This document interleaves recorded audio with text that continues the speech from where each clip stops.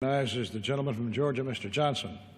Thank you, Mr. Speaker. I rise in support of S.496, a straightforward bill to repeal changes made to the transportation planning process in the waning days of the Obama administration.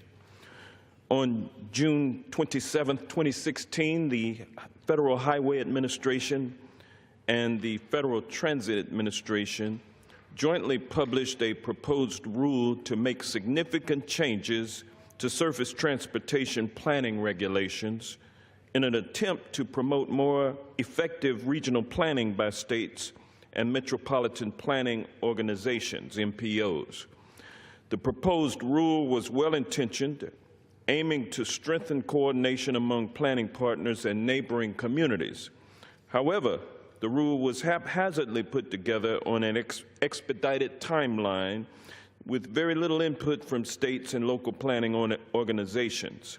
It is not surprising, therefore, that the result was overwhelming opposition to the specific requirements of the rule. This rule was not mandated by Congress. In fact, Congress made very few changes to the planning process in the most recent Surface Transportation Reauthorization, the Fixing America's Surface Transportation Act, also known as the FAST Act.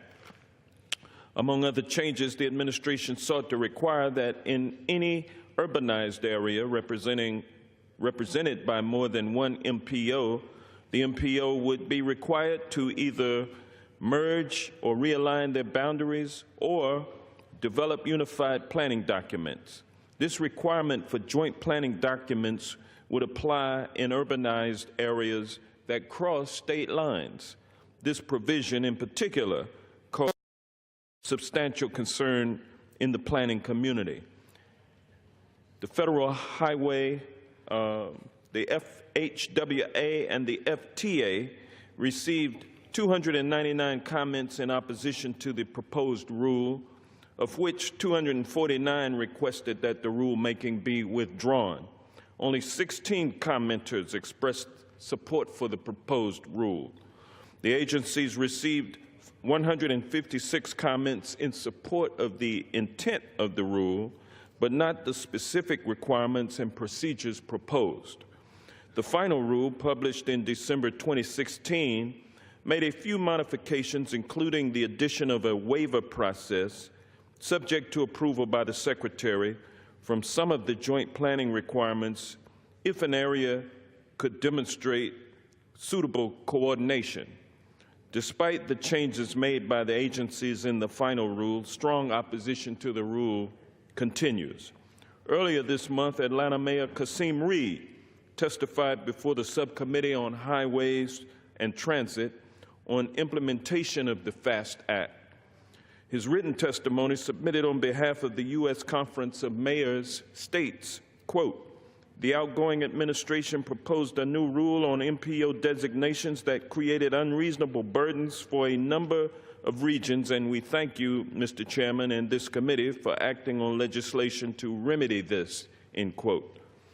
Repeal of this rule is supported also by the American Association of State Highway and Transportation Officials, the Association of Metropolitan Planning Organizations, and the National Association of Regional Councils.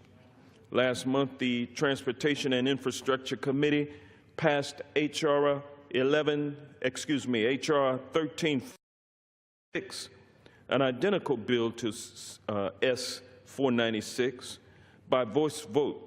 H.R. 1346, introduced by the gentleman from Illinois, Mr. Lipinski, is a bipartisan bill with 29 co-sponsors. S.496 stops the controversial changes I have described from going into effect. The bill does not preclude the administration from pursuing changes in the future through a new notice and comment rulemaking to improve the transportation planning process by strengthening coordination of MPOs and states. I support this legislation. I urge my colleagues to do the same, and with that, I yield the balance of my time. Gentleman yields back his time. Gentleman from Minnesota, Mr. Lewis. Mr. Speaker, I urge my colleagues to join me in supporting this important legislation, and I yield back the balance of my time. Gentleman yields back his time. All time has expired. The question is, will the House suspend the rules and pass Senate Bill number 496? Those in favor say aye. Aye. Those opposed, no.